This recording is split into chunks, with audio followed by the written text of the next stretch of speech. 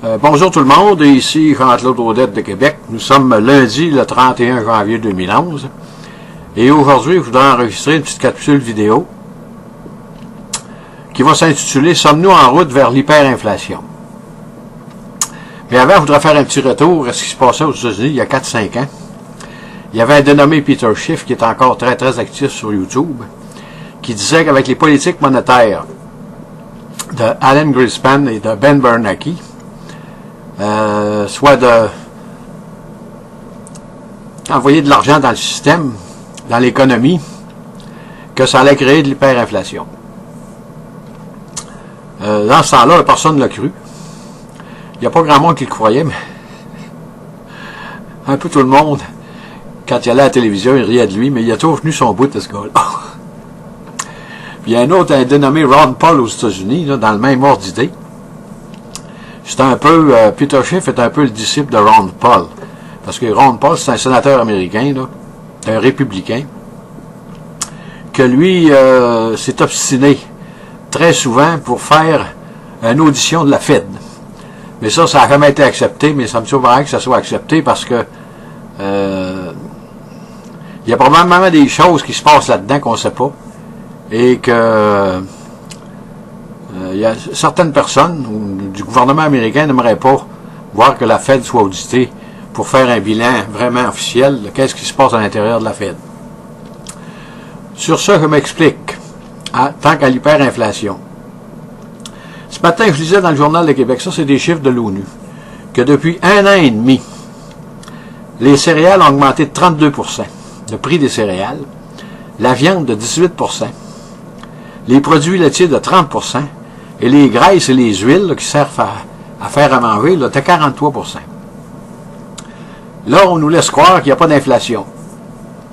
Les gouvernements nous disent que il n'y a pas beaucoup d'inflation, puis quand il y a de l'inflation un peu, ils vont dire que ça dépend du pétrole ou ça dépend de certaines choses. Mais les chiffres qu'on a là, ils viennent de l'ONU, ça ne ment pas. Et c'est pour ça qu'on voit que de plus en plus, il y a des mouvements qui se passent dans le monde. Parce que, même au Canada, dans des pays industrialisés, pays riches, quand vous allez faire l'épicerie, moi je le sais un peu, c'est moi qui fais l'épicerie.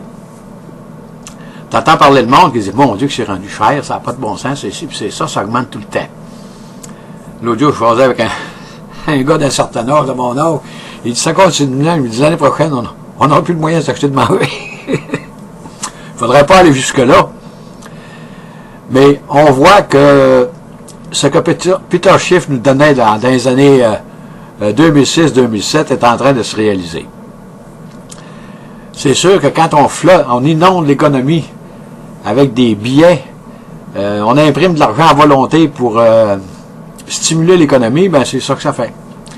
Le dollar américain perd beaucoup de valeur dans le monde et ça augmente le prix des matières premières parce que c'est le dollar américain qui sert d'échange, de monnaie d'échange pour les transactions internationales. Il y a des pays que c'est pas drôle. Moi, j'ai sorti quelques dettes, là. On dit qu'au Canada, on est endetté. Bon. On doit 36 000 $ par habitant. Les États-Unis sont rendus à 46 000. Mais eux autres s'endettent d'1,5 trillion par année. Fait qu'à ce moment-là, ça va aller très vite pour les Américains. L'Irlande est à 40 000 $. Et l'Islande, je prenais ça à Radio-Canada vendredi passé, ils doivent 200 000 par habitant. 200 000 $ par habitant. Imaginez-vous, nous autres, on dit qu'on est endettés, on doit 36 000. Fait que les jeunes de là, quand ils les interviewent, ils veulent tous en aller. Parce qu'ils ne voient pas le jour où ils pourront payer ça. Puis l'Islande, c'est pas un gros pays, c'est un petit pays. C'est pareil comme l'Irlande qui doit 40 000 $. C'est un peu au-dessus du Canada. Mais en Irlande, il n'y a pas grand-chose, il n'y a pas grand richesse naturelle là. Ils n'ont pas de barrage hydroélectrique, ils ne peuvent pas vendre d'électricité. Ils n'ont pas besoin de richesses naturelles. Tout ceci pour dire que c'est vrai qu'au Canada, on reste un grand pays et qu'on est choyé par la nature parce qu'on a beaucoup de richesses naturelles. Mais l'augmentation des prix, faut que ça ait une limite parce que de plus en plus, ça affecte de plus en plus de monde. On voit ce qui se passe dans les pays arabes. que la révolte c'est en train de s'installer là, parce que les autres, ce sont des pays très pauvres. On ne peut pas les comparer à nous autres. Puis dans une petite capsule précédente, j'avais parlé des islamistes, mais j'ai oublié de mentionner qu'il y a beaucoup d'islamistes dans le monde, mais ce ne sont pas tous des radicaux. Il y a quelques islamistes qui sont des radicaux. Quand je parlais des islamistes qui prennent le pouvoir, ils vont être pires. Je voulais dire les islamistes radicaux. Après ça, si on continue, il est évident que au train où vont les choses, c'est pas en train de s'améliorer. Parce qu'il y a d'autres pays qui sont fragiles aussi. Il n'y a pas rien que il n'y a pas que les pays du Maghreb, les Arabes, les pays arabes, là. En Europe de l'Est, c'est la même chose.